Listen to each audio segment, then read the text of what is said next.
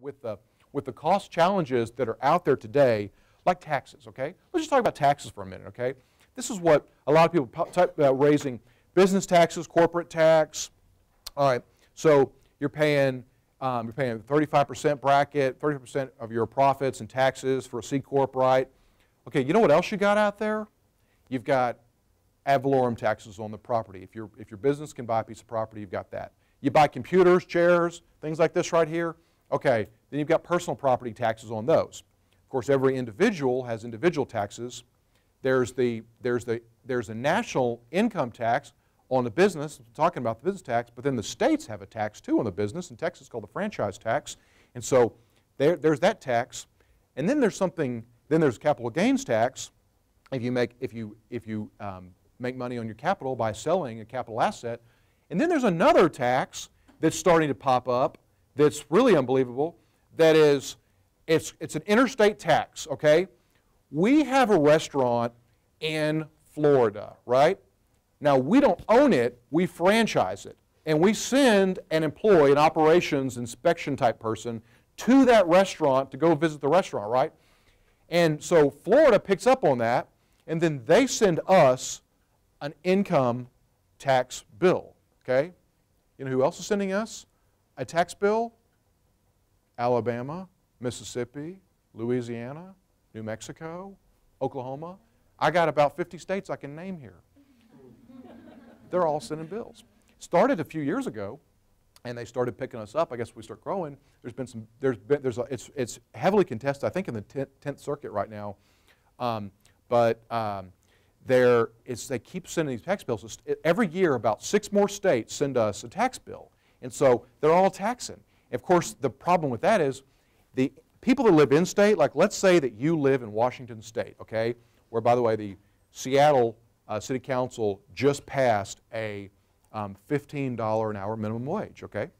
Now, but it's only on large businesses and franchise businesses, okay? It's not on everybody, which is, I don't know, you may feel one way if it doesn't apply evenly. But anyway, but if they send a tax bill to a Texas corporation, and you live in Washington, and you're voting to put those state legislators and those state senators in place who passed this bill, maybe you're like, yeah, they're out of state, stick it to them. And that's who decides. But that you have that same situation in every state, taxed in every state. So the Washington-based businesses are also getting taxed from other states. And now you have all these states taxing businesses in other states, and this is what's going on. Plus the home state, plus federal, plus the different types of taxes. Taxes are just unbelievable. And so it's just something that you should note in business. But anyway, what we did, so all the more reasons why you've got to be fanatically focused on profits in your business, and you've got to focus on your model. And I remember when I was in business school, by the way, my mom is a graduate from UTA here. She got her degree in psychology. She was a politician in Dallas, county commissioner, and just had nothing but the highest regard for UTA and respect. When I was in business school, I remember one time I'm in this class, and so the professor says, okay, look, we're going to price things, okay? Let's take a hamburger, let's take a telephone, let's price it, okay? I'm going to give you your cost model and what it costs you to make this thing, and so all that kind of stuff, and your labor and your variable and your distribution costs. And so then I want you to decide what you're going to price this, your retail price to consumers for this product, right? And so everybody did their old thing, and so we all turned it in, right? So what our pricing would be. And it was all based on a cost plus basis, right? Okay, so the professor comes back to all of us and goes, you're all wrong. He goes, you've totally looked at it the wrong way. He said, that's not it. He goes, the way that you look, that you price something for consumers is this simple sentence, okay? It's the most consumers will pay for the product. That's what it is, okay? Now, if you have a brand and you fail to deliver on your brand promise, then they're not going to buy your product anymore.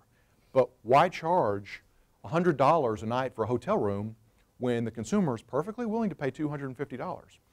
I just went into the Starbucks on Cooper, and I got 3 Venti coffee drinks, and it charged me $13.77, okay? That's a lot for coffee. Coffee and milk, okay?